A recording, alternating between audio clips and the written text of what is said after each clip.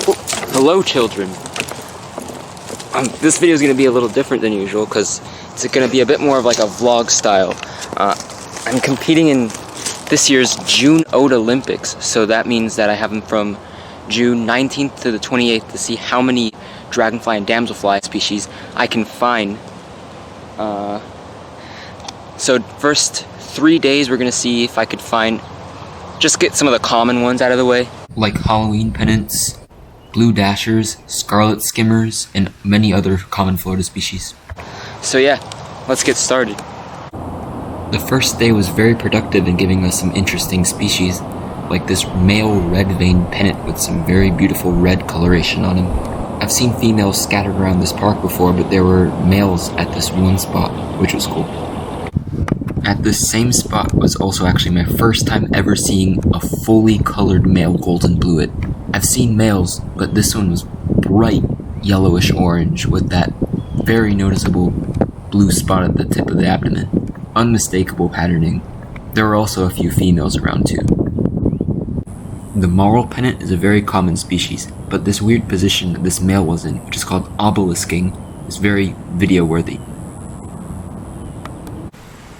There were also many species that I would not have gotten anywhere else on this road trip if we hadn't have started for a couple days in South Florida, like this male metallic pennant that was very metallic blue in color. You could see it in the sunlight. And this male spot-tailed dasher right here. Both of these are pretty tropical species that don't exist at all in any of the other states we'll be going to, so it was nice to get them out of the way here first. Finally, species number 20, right here. A big bluet.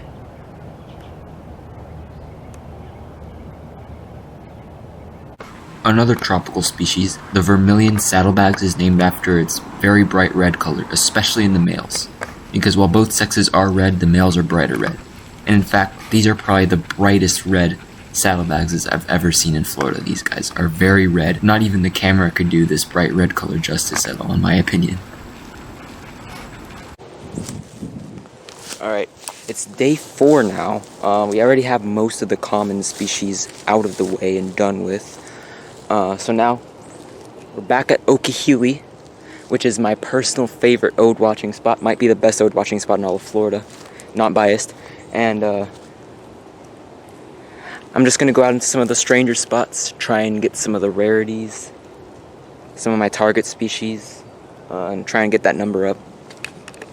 The number does indeed go up, as this species is not only new for the list, but is also a lifer for me.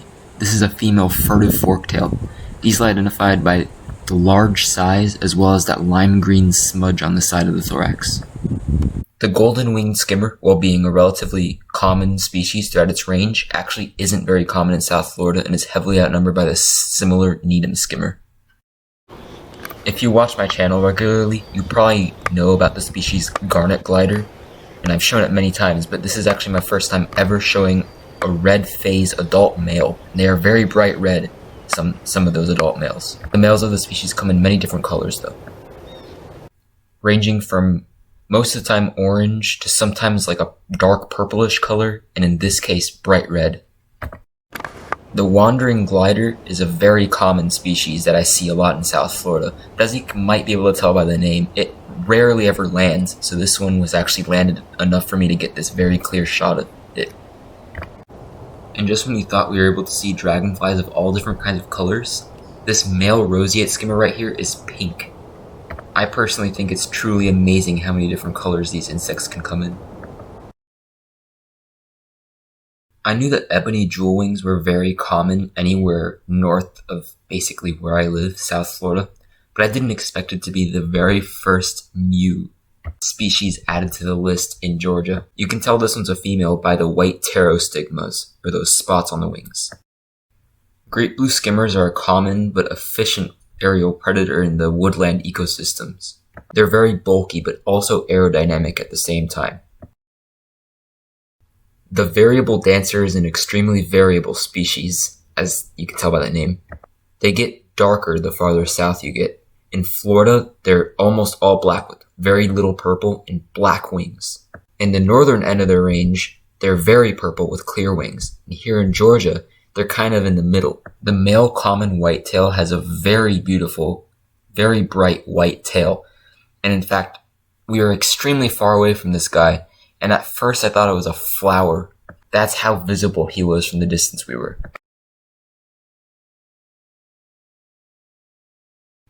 This banded pennant, which was new for both the list and for my life list that we saw on the side of the road, was the only thing we got from Tennessee.